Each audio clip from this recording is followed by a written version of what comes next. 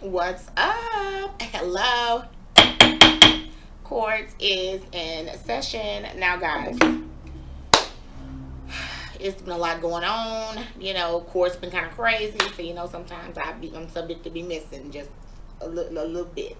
I'm going to go ahead and start trying to get everything acclimated and understood with respect to my channel on exactly which days that you can look for me in case you guys want to, you know, just tune in right away. Right now, I'm doing videos and then I post them. That's how I've been doing it, just because the schedule has been crazy.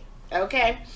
Um, just wanted to go over some things. This is really crazy. All the stuff going on with the little girl that's missing, Gabby Petito. I also didn't appreciate what happened with respect to, the little African American boy missing that was found uh, to be in the morgue for almost a month. And it wasn't until his parents got on CNN um, that he was found. And he had been found previously, but that just shows you how much people do not care about little black bodies off in morgues because they had not identified him, and his parents had long put in a missing persons report. And then as soon as they go on CNN later on, like within 2 or 3 hours, he was identified, and his parents were given the devastating news that that was his body. That is the America in which we live. Everybody stop trying to turn a blind eye to that. It's very unfortunate that that comes up constantly on this show and in life, but that is what we are dealing with. I think when people stop trying to turn a blind eye to the fact that racism is alive, that there is an inequitable application of the laws with respect to black people, we'll get farther along in life because people will pay attention to the fact that, you know what, we do need guardrails up. We need to make sure this is not happening. This is not fair. And so I just wanted to talk about that today a little bit because I felt like that was really messed up. Again, his parents didn't go online until, on CNN, I want to say in somewhere between the 16th and the 22nd of September, on or about, and his body had been in the morgue since the 4th. They could have at least, come on. Jesus Christ. That's ridiculous. But again, that's what happens when you're black in America. Okay. And again, I just wanted to bring that up. Okay. Everybody knows I have friends of all races, but I am going to pay attention to the fact that stuff is happening to people. And I'm not going to sit up here and not say nothing about it. We've all been talking about Gabby Petito, but nobody's talking about this little boy. Okay.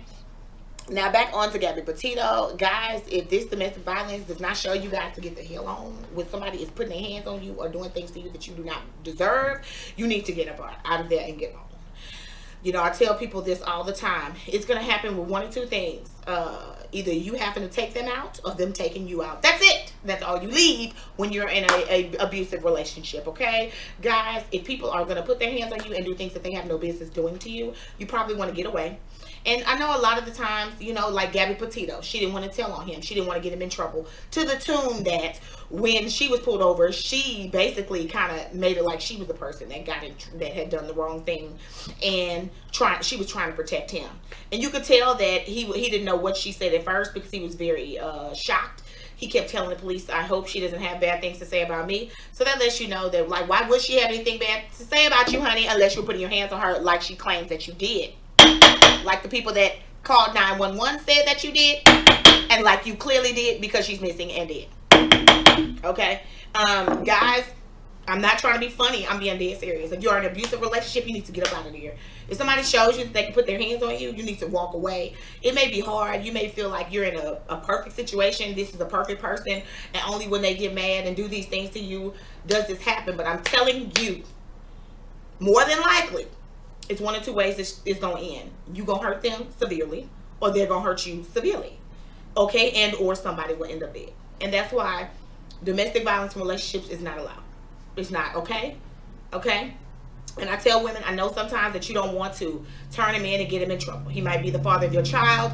He may be your husband. He may be somebody that you're not trying to see turned into the police. There are other ways that you can handle that. I always tell people there are non-disclosures that you can get off in a family case where you put a little sign out there and you're letting people know that you're getting beat on. You don't have to call the cops on them and destroy their life. But at least you put something up there that says, hey, this is happening. I want this person to stay away from me. That way, if something does happen to you, the police know where to look and who to look at. Okay, it sucks when something happens to you and then you don't have any paper trail at all to show what's been happening to you over these years, and you've been with this person. With Gabby Petito, all she did was post about how much they loved each other, and nobody knew about all this violence that was going on between the parties until the FBI got to sniffing and searching. Um, that shouldn't be. Somebody should have known in Gabby's household somewhere what was going on. You know, her parents. She could have told her parents. Gabby, you know, should have filed for a protective order at a point. Something. I mean, even if she didn't want to get him in criminal trouble and have him suffer criminal penalties, there are civil penalties out there for people that put their hands on you in your relationship with them, and when you're not. Guys, you should take advantage of that. It's not about destroying anybody. It's about protecting yourself. 9 times out of 10, if somebody is abusive to you, if you went that far before, they probably will not do it. Because it doesn't look good, and it's not it protects you a lot of the times. It's not going to protect you all the time, because some people are going to do what they want to do regardless of whether the fact you filed a civil lawsuit against them claiming these types of things or not.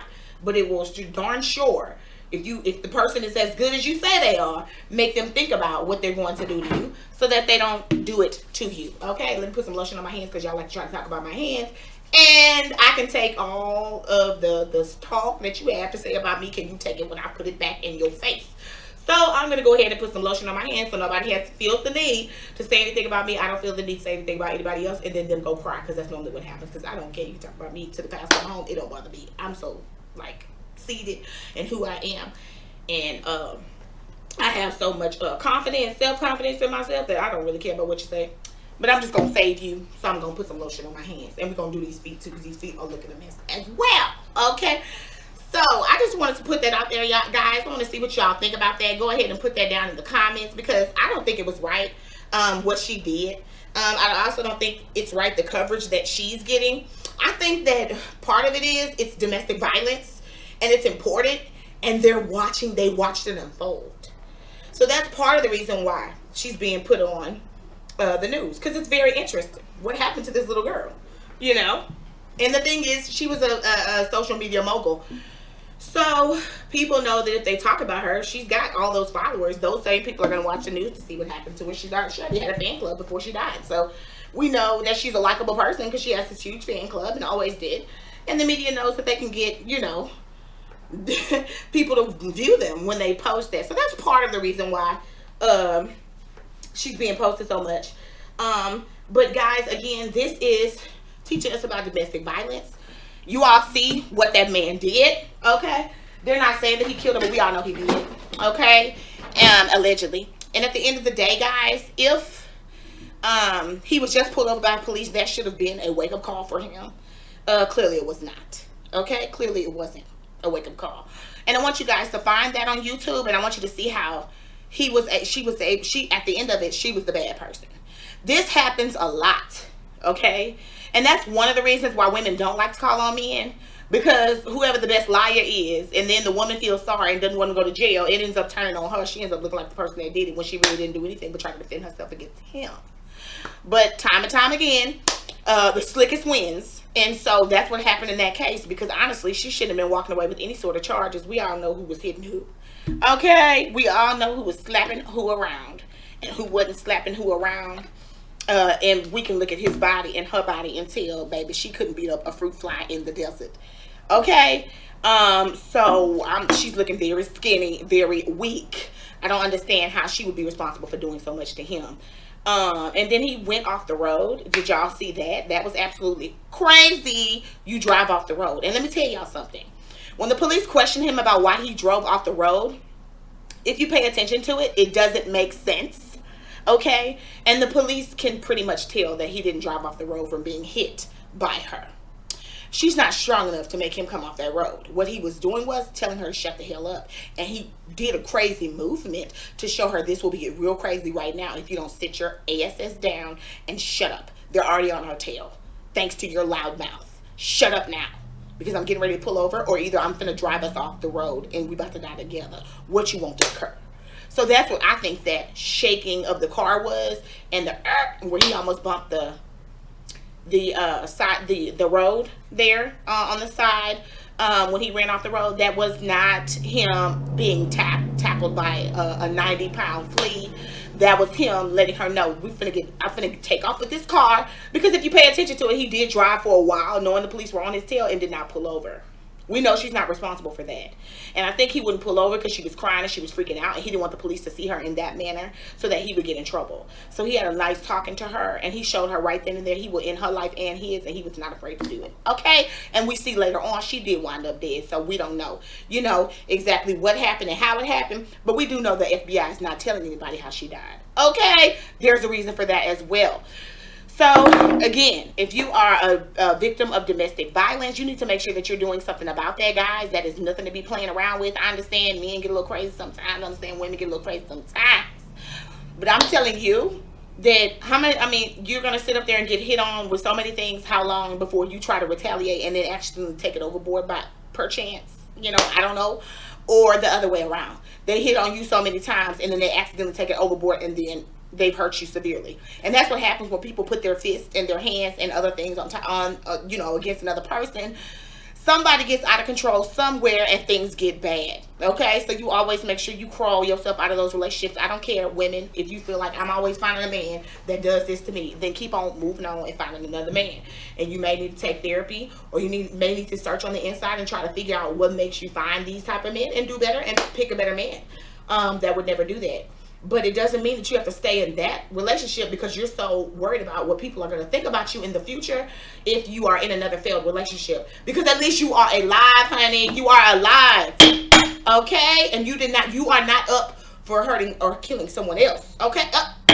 So you have your life in full. Whether it be because you're still alive or because they are. Whatever. You don't know how these things occur. I do. I see it all the time in court.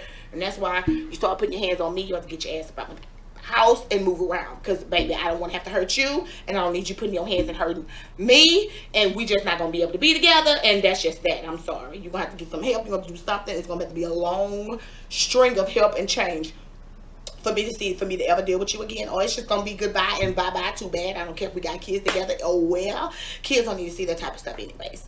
And that's the type of sorry about that. That's the type of thought process that people really need to have. But a lot of the times we are so worried about what people are going to say about us in a failed relationship that we will sit around and deal with stuff like that.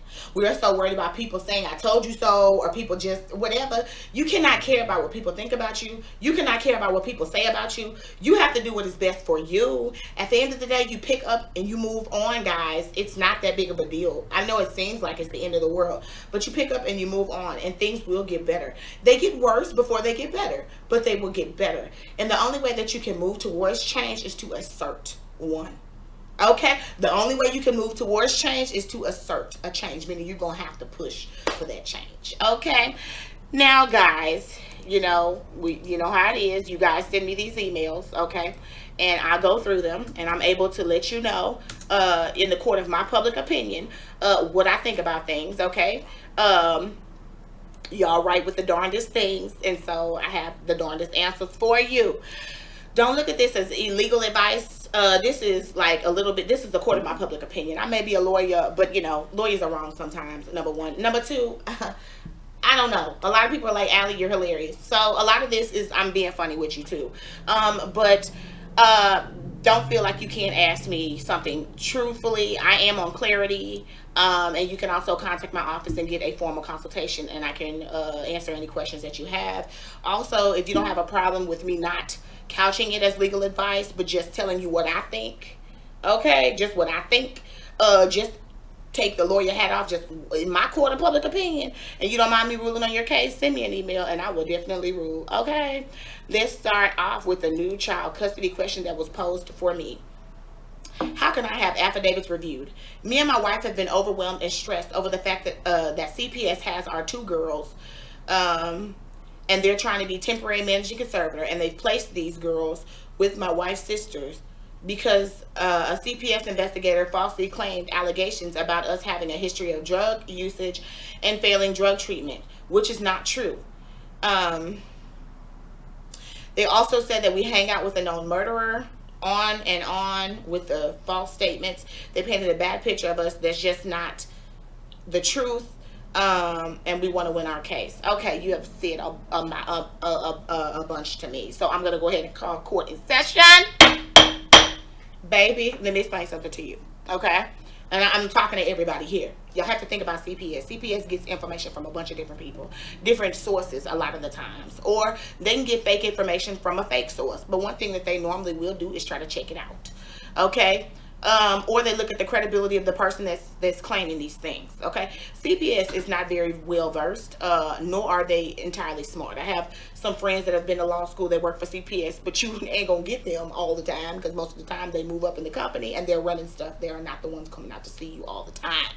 So a lot of CPS workers are just general regular people without any legal background other than testifying in CPS actions or just understanding their job duties.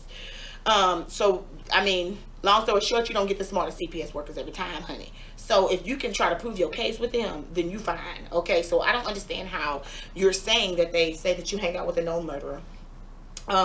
That you all have no history of drug use and failing drug treatment when there is TMC, meaning temporary magic conservatorship by the state. Now, they have had to go in court and try to allege these allegations and put some proof behind them in order to get where they are. Now, I'm not saying that some cases don't get filed in court and don't pass probable cause that are fake, but I will say this: you normally will get a lawyer appointed to you whenever CPS files a case against you in court. So where was your attorney? And if none of this is true, honey, I don't understand how it's all been, stated. And then it all said, you also are telling me that your wife's sister is the person who probably, I don't know, your wife's sister probably called CPS because she's the one with temporary managed conservatorship, and they're finding out all this stuff about your business. So guys, this is one thing that my grandmother taught me, God rest her soul. One thing she taught me was, baby, if you don't want nobody to know what you are doing, you do it by yourself. Okay, so you need to use drugs by yourself, fail drug treatment by yourself. Don't tell nobody what you doing, even your wife, and then she will not tell her sister. That is the court of my public opinion, is that is his sister that is saying those things about you, honey. She's got an inside gig. She understands because your wife talks too much. Most of the time women talk entirely too much, like I'm doing on this show right now. We just spill beans, okay? And, your sister may not realize, your wife may not realize that her sister is using the stuff against her, but oh yes, she is. She's using it against her, okay? Because she cares about those children. Clearly, she's taking care of them, and y'all are not. So at the end of the day, or allegedly, so at the end of the day, everything that she knows, she is spilling the beans against you all in court. You need to do whatever it is CPS tells you to do. You need to follow all your services, handle your service plan, no matter how wrong you think it is. See your children underneath the wrong conditions of supervised visits or whatever visits you have. And you need to make sure that you do what you need to do as a parent so that they do not take final custody of your children and you are able to get them back. Guys, another thing is, a lot of the times with CPS, when you are with the other person, and I have hired people, I have taken cases on, and I have told them, baby, if you are going to stay with this person right here, I'm not going to take your case. You can go find somebody else that you're going to run around to do nothing, that you're going to undo everything I do, because that's what happens when you're with people that they allege that you have used drugs with, etc. The first thing that I think, in my court of public opinion, that you need to do is both of y'all need to split. I don't know what type of relationship this is, but it's a lot of drugs being used. Y'all are being murderers allegedly. Nobody is going down the right path in this relationship, and nobody is smart enough to say, hey, this is what we need to do. So I'm gonna tell you like my mama taught me. Growing up, sometimes you may lie. You may have a friend that you like, okay? You and that friend may be very good friends, okay? You and that friend may be good people when you're not together, okay? But when you get together, the mix is horrible and you do horrible things. You need to leave this person alone. And my personal, not professional, but my personal opinion is y'all need to break up because y'all are a problem together. And then whoever is the strongest needs to make sure that they fight for these children, because, baby, that's all I see. I see two drug addicts inhibiting at each other, stopping each other from doing something, and then helping each other do the drugs. And that's, y'all ain't gonna get them kids back that way. Y'all may have to separate. Go your separate ways, live with family members, get stronger, do what you have to do as a parent, get the children back, and then maybe you all can reassimilate into a relationship. But I think this is a tragedy. This relationship is probably one that is horrible, terrible, for each y'all, and not good for each other, apparently, because both of y'all wound up in CPS custody together. So figure that out and do something about that. But y'all probably need to break up. That's probably for the best interest of the children, to be honest with you. But that's just the court of my public opinion. So I'm gonna go ahead and rule at this time. I'm gonna rule that you are no longer with your wife, girlfriend, whatever she is. You all need to work on yourselves separately. You all need to move away from each other. You need to go live with family, sir. And she needs to go live with family, sir. And y'all don't need to be having all this contact between each other, sir. And y'all need to focus individually on doing what you need to do, because CPS does not play, especially when they file cases against people. They are in the business of taking children, and they won't give them back if they feel like it's going to be a bad environment for those children. So I'm going to need y'all to separate. Get your drug therapy, your therapy. Go to drug rehab. If you can't do inpatient, first of all, I'm going to order y'all to get some jobs, because anybody got no job around here. And then I'm going to order you, if you have to do outpatient, you need to do outpatient. Whatever it is, it needs to be strenuous. And you need to do everything that CPS has asked you all to do separately, so that you all can get your children back. That's what I'm going to rule, and I'm going to move on to the next case, because I don't want to hear anything else you have to say, because I've already heard enough. Okay? And I've been down that road before, and I've seen it occur on the legal side, and, you know, black folks see stuff like that happen all the time, and I'm just trying to tell you, baby. No. It's no bueno. Okay? Next case. No bueno. How can I get emancipated in the state of Texas? This is from El Campo, Texas. My family's threatening to kick me out because I don't want to take the COVID-19 shot, and they're forcing me to find a place to stay, so when my 17th birthday hits in 4 months, they can emancipate me so I can move out. How can I get emancipated? Well, you cannot. Your parents are going to have to help you, baby. Let me go ahead and rule. I'm going to rule that, baby. Right now, you're 16. You'd have got that shot because I'd have tied your behind down and made you get it. Because at the end of the day, you are not an adult right now, so you wouldn't have been telling me nothing that you wasn't going to do, baby. You'd have done it by choice or force, because you wouldn't be breathing corona air in my vents at the place where I paid the rent. Okay, so this is what I'm going to do. First of all, you need to get a job, little child, because you think you're grown in here trying to ask how you can emancipate because you're in control of your body and you don't want to get the COVID shot. Guys, and this is not even about a COVID shot. I'm just going to be honest with you. A lot of the times, these children are told all these things that are not true. Okay? And they are giving this sense of freedom through social media and cable that they do not have. And so I don't even understand where we get this question from, because you're 16 years old. You need to be doing whatever your parents tell you to do. So the court of my public opinion says, baby, you can get up and get a job, because you will be finding somewhere for you to live at 17, because that's the same thing mine would do if they told me they were going to take a COVID shot. I thought they was going to go everywhere they wanted to go with all of their friends in high school and come back and breathe on me. So how can you get emancipated in the state of Texas? You act like you grown, figure it out. Next case. Because I don't deal with children that think they grown, baby. Baby, I don't deal with children that think they grown. You either a child or you an adult. You grown? Be grown. Figure it out yourself. You shouldn't have to ask somebody. Next case. What do I do when my husband gets another woman pregnant? We were separated and we're talking about a divorce, but nothing was done. Also, he took my car and gave it to his mother. My kid and other kids are not his blood, but they want to live with him because they chose to. So I just don't know what to do. I need to know what to do, or I'm trying to get as much as fast as I can. This is my first divorce. We were married for 10 years. Lord, child, court into order. First of all, girl. Woo! If y'all were separated, no divorce was filed. I mean, you're going to have to consult an attorney on that, but it's probably adultery. It could possibly be. Unless you all were not anymore living together as husband and wife, and then there's the presumption is he was committing adultery, but he can rebut that presumption with additional evidence that says, no, we was not together. And that could be if he was cheating with other people as well and other things, and y'all, like I said, y'all weren't living together as husband and wife anymore. And, that's neither here nor there. The part I don't like is that, baby, your kids want to live with him, girl. Oh my God. Well, they're not gonna be able to live with him unless he can go for custody. I mean, he can go for custody. So unless he goes for custody and wins, I don't know how he's gonna get your children. But I would like to know why your children want to live with him and don't want to live with you, girl. Y'all only married for 10 years. What is going on? Why your children siding with somebody else over you? So, ma'am, this is just me, just talking. Okay, I want you to get it together. I don't know what's going on, making everybody want to leave you alone, but there's something going on with it's making everybody want to leave you alone. He's going on, the kids are trying to go with him and jump off the ship from with you. The first thing that you need to do is salvage your relationship between yourself and your children. You're going to have to get therapy and family counseling, girl. I'm ruling it. I'm ordering it. Okay, you need to figure out what's going on in these children's minds and why they don't want to live with you, and you need to try to formulate a change. As far as that man goes, honey, if a man don't want to be somewhere, don't make him be there, honey. That is some of the most excruciating pain that you can deal with, when a man don't want to be with you and you forcing a man to be with you. Don't do that. Okay, but I will say this. You are entitled to whatever you're supposed to be entitled to, whatever you're supposed to get. I don't know about getting it fast and all of these things. If y'all aren't living together, I don't know how you're getting his money, etc. But you need to go ahead and file your divorce. But you need to work on this relationship with your kids for you get to start and all that stuff and all that is going on, ma'am. Because, I don't know what's going on exactly. But that's not good if the children don't want to live with you. You don't want to go to court like that. You don't want to go to court like that. Okay? So that's what we're going to do. We're going to figure out why the kids are saying that they don't want to live with us, and we're going to fix that, because you got to fix that, ma'am. Those kids, if he were able to file a motion to confer against you and those children, well, technically, here's the thing. You say that they're not his by blood, but I don't know if the children were born during your marriage or before your marriage. If they were born during your marriage, there's a presumption that he is the father, and then he'll have more control in trying to fight for those children.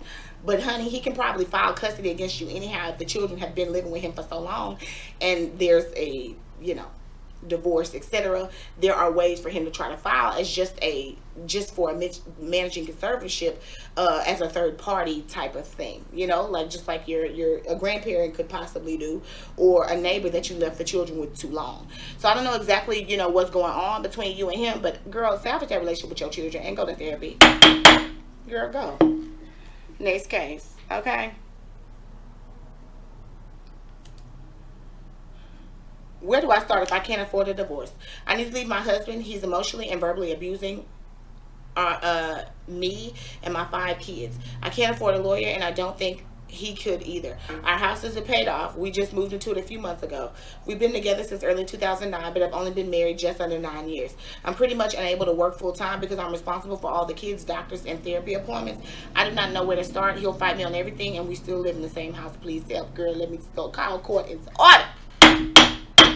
Let me start off by saying that the doctors and therapy appointments should not be stopping you from going to work, baby. That's just the first thing. So the first thing that I would say from a woman's perspective is you need to get a full-time job, boo. Because if he doesn't have any money, girl, girl, if he doesn't have any money, how you gonna live on your own and get any money from him if he's broke? So it's not like they're going to award spouse support from one broke person to another. You need to get on your feet. That's part of the reason why you're with him. And then that's probably the reason that these kids are going to all these therapy appointments that you can't go to work because they screwed up in the head because you got them in a bad situation.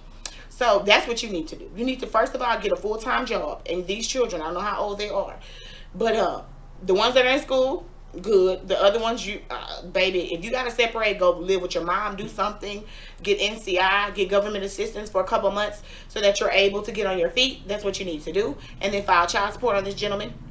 You don't have to technically file the divorce right now if you can't afford it. You can go to the Attorney General's office and you can file for just child support only. But you can't be living under the same roof with him. So you got to figure that part out yourself. But you, honey, if you're getting mentally and emotionally abused by this gentleman, that's not fair for you to put your kids through that just because you want a place to live and some money in your hands. That's messed up.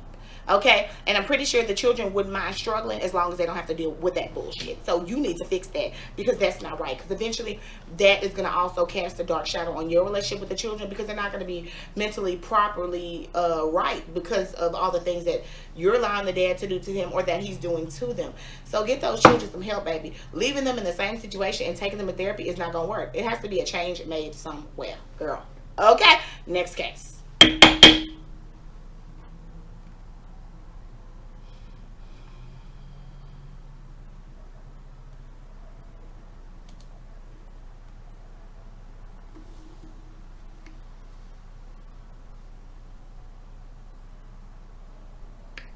Y'all, this is a new one. Sue landlord for negligence on contingency. This is what it says. Place on failing leach field for 2 years in an RV park. I live in my own RV. I've been battling eco parasite for 1 year, thousands of dollars on chemicals to no prevail. To no avail is probably what they mean. Landlord does not accept responsibility. I figured out why the parasite was around because of the failing leach field. When I told him that, he evicted me. You should be happy to leave. Okay? Let me call according to order. Guys, let me tell y'all something. This is what I cannot stand. People who complain about the environment that they're in and they think that they just don't have to pay rent as long as they complain. No, this is what you do. If your landlord is supposed to repair and or fix things, you're supposed to pay your rent. Okay? And then you file against them. Okay? Or you leave the premises and you quit the premises, but you sue the landlord so that they cannot evict you and put an eviction on your record, saying that they basically forced you out of the property because they refused to fix stuff. But the person evicted you. So now you have an eviction on your record. You got to go somewhere else. And they were the people that were doing the wrong thing. But guys, don't stop paying your rent whenever you find a problem. You need to go get a lawyer, but you need to pay your rent up. So because if you don't pay your rent and you complain about what somebody does,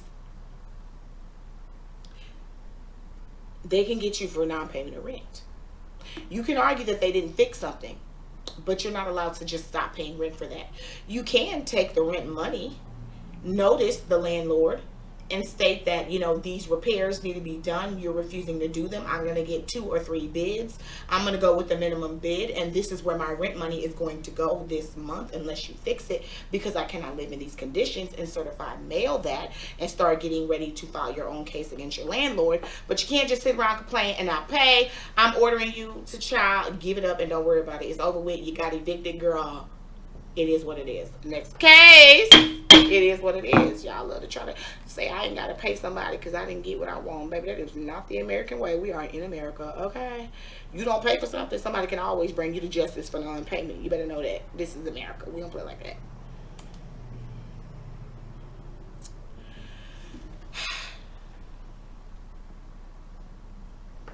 That's not even a question, so I'm going to move on. All right.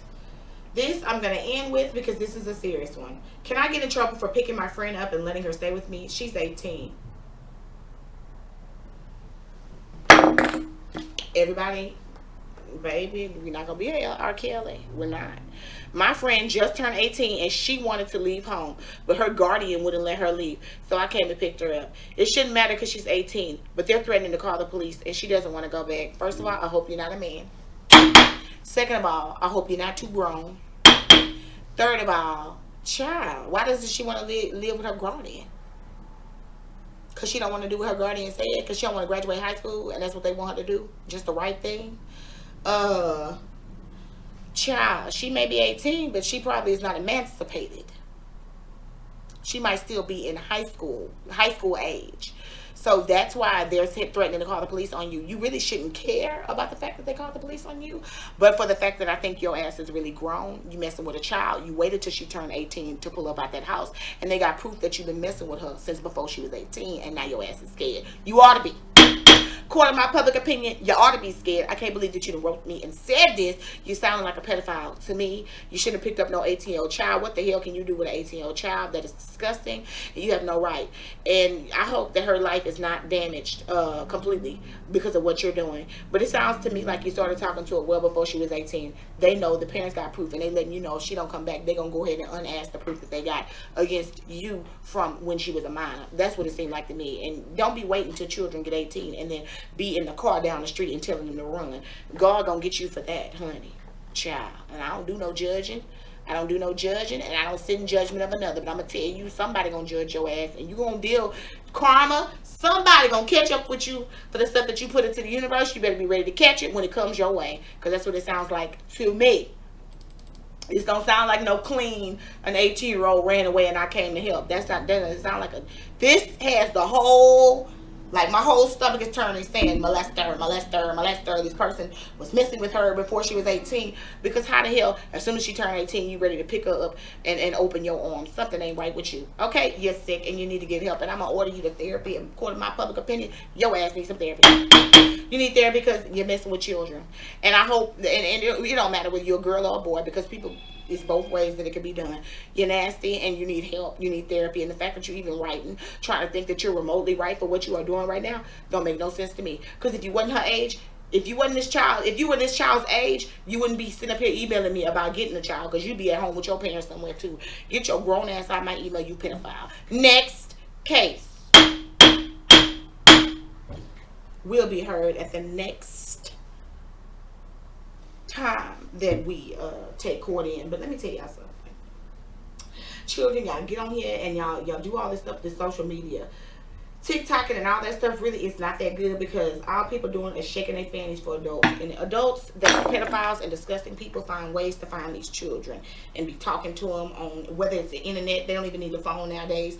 They can make these chat rooms, discourse hub, teams, who else?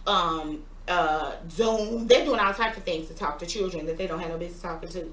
And a lot of the times you have these older children that are failed miserably in school, and so they 3 and 4 years behind, and they 21 years old damn near, off in high school with these young girls. And you got to think about it, you got somebody 20, 21 off in the same place with girls that are 13 and 14 years old, and it's just not a good look. And at the end of the day, that is still, you would still take your ass to jail. I don't care if you met them in school, you would still go to jail.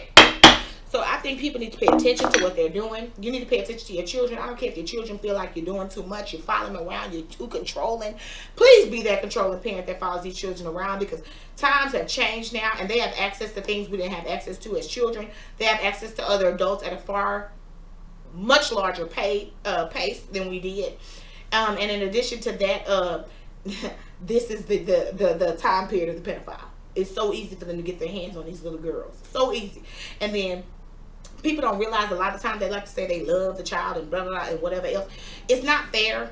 A child can't consent when they're young because they don't have the analytical reasoning that an adult has in order to consent. Long story short, your grown ass can get off in a child's mind and twist that child's mind up and mind that child and have that child thinking the wrong thing is right. And that's why grown-ups need to keep their damn hands off of children that don't belong to them. And they don't need to be having sex and or kissing and touching on children that are not theirs or that are theirs in nasty and sexual manners and ways. It causes problems. And then it makes little girls like this not want to finish school and not want to do what they need to do in life.